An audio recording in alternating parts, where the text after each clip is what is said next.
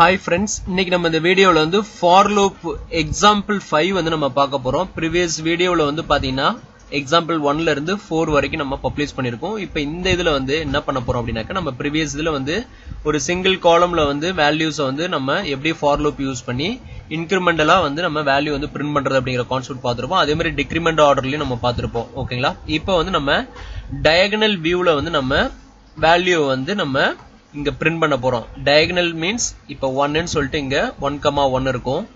again வந்து 2,2 இந்த ஆர்டர்ல நமக்கு print ஆகும். again வந்து 3,3 again வந்து 4,4 இப்படி நமக்கு வந்து வேல்யூ வந்து up to 15 வரைக்கும் நம்ம print பண்ண போறோம். ஓகேங்களா? இப்போ நான் இத வந்து ரிமூவ் பண்ணிக்கிறேன். நம்ம ஆல்ரெடி வந்து கோட் வந்து ரிட்டர்ன் பண்ணிட்டோம். So alt F11 கொடுத்து நான் என்னோட Visual Basic அப்ளிகேஷனுக்கு போயிடுறேன். இங்க வந்து பாத்தீங்கன்னா ஒரு மாடியூல் இன்சர்ட் பண்ணிருக்கேன். அந்த மாடியூலுக்கு வந்து ரீநேம் பண்ணிக்கிட்டேன்.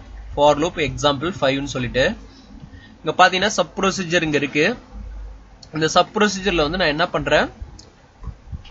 for loop example 5 ன்னு சொல்லிட்டு நான் அசைன் பண்ணிக்கிறேன். to print values diagonally ன்னு சொல்லிட்டு கொடுத்திருக்கேன்.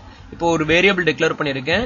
a as வேரியபிள் நேம் வந்து a as integer data typeல வந்து டிக்ளேர் பண்ணிட்டேன். for loopல வந்து பாத்தீங்கன்னா a equal to 1 to 15 ன்னு சொல்லிட்டு நான் கொடுத்துட்டேன். ஓகேங்களா? இப்போ வந்து இங்க செல்ஸ்ல வந்து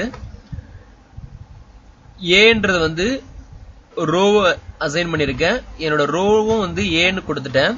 காலமும் a ன்னு அசைன் பண்ணிருக்கேன். Dot value equal to a. இப்போ வந்து என்னோட ரோ a ன்னு அசைன் பண்ணிட்டேன். காலமும் a ன்னு அசைன் பண்ணிருக்கேன். இப்போ எனக்கு என்னன்னா 1 again வந்து 1,1 இங்க வந்து எனக்கு எடுத்துக்கும். again வந்து 2,2 again 3,3 இப்படி எனக்கு வேல்யூ வந்து இந்த a வேரியபிள்ல என்ன வேல்யூ கரண்டா ஸ்டோர் ஆயிருக்கோ அது எனக்கு இங்க விசிபிள் ஆகும். ஓகேங்களா? இப்போ நான் டீபக்ல போயிட்டு add watch இது கொடுத்துறேன். இங்க வந்து பாத்தீங்கன்னா a என்ற வேரியபிளை வந்து நான் இங்க செலக்ட் பண்ணிக்கிறேன். ஓகேங்களா?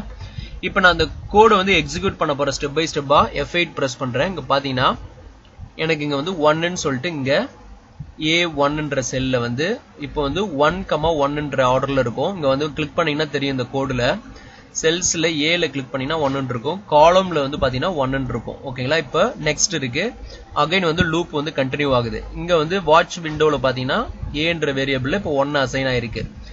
இப்போ நெக்ஸ்ட் வந்து அகைன் லூப் வந்து கண்டினியூ ஆகுது. இப்போ வந்து A என்ற வேல்யூல வந்து பாத்தீங்கன்னா எனக்கு 2 அசைன் ஆயிருக்கு. காலம்ல பாத்தீங்கன்னா a ன்றல 2 அசைன் ஆயிருக்கு. இங்க வந்து பாத்தீங்கன்னா 2 இருக்கும். ஓகேங்களா? இந்த வேல்யூல.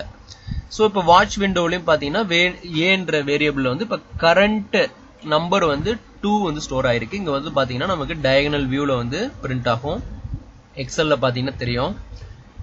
இப்போ நான் இத ஃபுல்லா எக்ஸிக்யூட் பண்றேன். ரன் பட்டனை டைரக்டா பிரஸ் பண்றேன். பிரஸ் பண்ணிட்டு இப்போ வந்து எக்ஸல் வரேன். இப்போ எனக்கு வந்து பாத்தீங்கன்னா ஒரு டயகனல் வியூல வந்து எனக்கு இந்த வேல்யூ அப் டு 15 வரைக்கும் பிரிண்ட் ஆயிருக்கும். இங்க வந்து பாத்தீங்கன்னா 15th ரோ 15th காலம் இது ரெண்டும் இன்டர்செக்ட் ஆகிற இந்த பாயிண்ட்ல வந்து நமக்கு இந்த வேல்யூ பிரிண்ட் ஆயிருக்கும்.